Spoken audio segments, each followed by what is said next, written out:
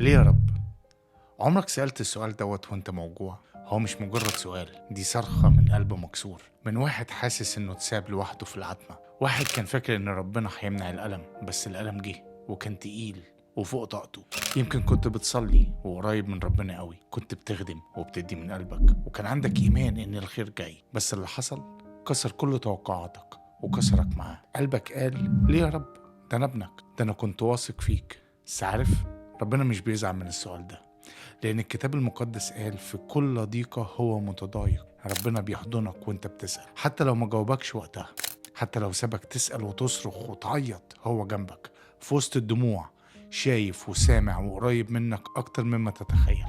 السيد المسيح نفسه قال نفسي حزينة حتى الموت. بعد مرور الوقت بتلاقي نفسك إنسان تاني، إنسان جديد، وكل جرح كان بيشكل فيك إنسان أقوى، أنضج وأقرب لقلب ربنا. وكأن اللي حصل ده كان لازم يحصل عشان تتغير، ومن رحمة ربنا ليك وحبه ليك سمح بالتجربة وسمح بالألم. لو بتعدي بتجربة صعبة اليومين دول، ما تسألش ليه ده حصل معايا، اسأل يا رب عاوز تعلمني ايه من اللي انا فيه. نصيحتي ليك، ادي الوقت شوية وقت، كل حاجة بتعدي. آمن إن كل الأشياء تعمل معا للخير. لو الرسالة لمست قلبك، ابعتها لحد محتاج يسمع الكلمتين دول.